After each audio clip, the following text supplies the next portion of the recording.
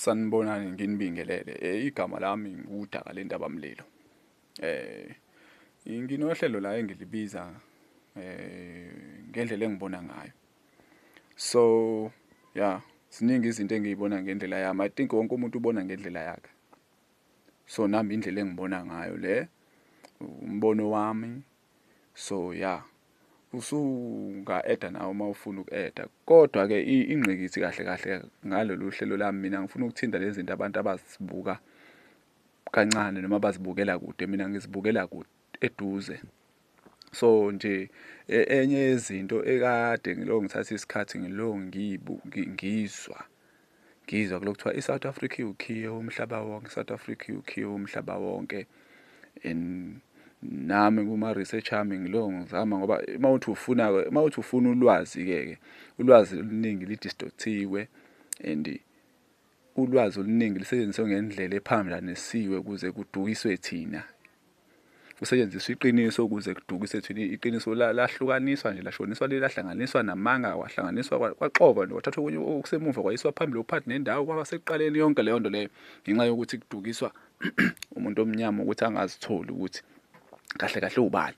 So into imla ukuthi thina siyabantu abamnyama, thina esiwukhiyewani umhlaba and futhi iSouth Africa iwukhiye umhlaba wonke and iSouth Africa ayikho eSouth, iseNorth. La kushintshwe ngisho imap yaphendulwa yaguqulwa izinto eziningi ngenxa yokuthini kulahlwa inulwazi. Buka njengamanje ukuthi buka abelungu why iSouth Africa yona yodwa babe interested kuyona ukuthi baze bayi-own, bayiphendule ibhizinisi, abanye bayenze yonke into abayithandayo le. Why? Thina sabantu bakhona abamnyama sibhizi siloko sikhamisa siyakhamisa silwela ama-politician angenandaba nathi anendaba namaphakethe awo engabe sesikhumbula ukuthi singobani. Ngoba into ebalulekile ukuthi sizikhumbule ukuthi singobani ukuze sibuyele kwi-position yethu. So now ngiya-understand-a ngoba ekudala ngiyibuza ngale nto ngaze ngayeka maybe like 2016, 2017 ngizama ukuyilandela.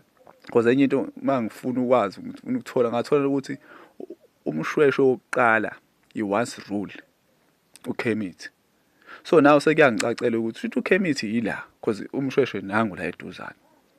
Futhi wayephethe khona la umshweshwe wokuqala. Because ilona lizwe leli la njengoba kuthiwa kunendawo ukuthi iseMpumalanga, a place of rising sun. La abantu baqala khona ukubona ukuphuma kwelanga. Njengoba kuthiwa yinzalo yelanga nje. Ichaza ukuthini leyo nto? Ngoba mawuthola lama monument stones madala ngisho kunama pyramid. Okusho khona ukuthi njengoba nomuntu owakhanda ama pyramid wakhandela o cavemen wayesebuya eze-Africa ngoba vele ukuthi iAfrica yayise-civilized vele. So wayesezo-eda nje i-knowledge ukuthi abantu base-Africa i-knowledge yakhona ingalahleki. But-ke ezinye izinto asiyinaki nje. Buka iSouth Africa kugcwele bonke abantu. Why bazogcwala la? Why kuzoba ne-chaos eSouth Africa ukuthi fanele ningazikhumbuli nina abantu abamnyama ngoba uwona khiye lona lizwe lesithembiso leli, lona lizwe lalibusisiwe leli ukuthi abantu bakwazi ukuzazi nokuqonda, bakwazi ukuxhumana nomvelinqangi uRamasedi, the source, the creator.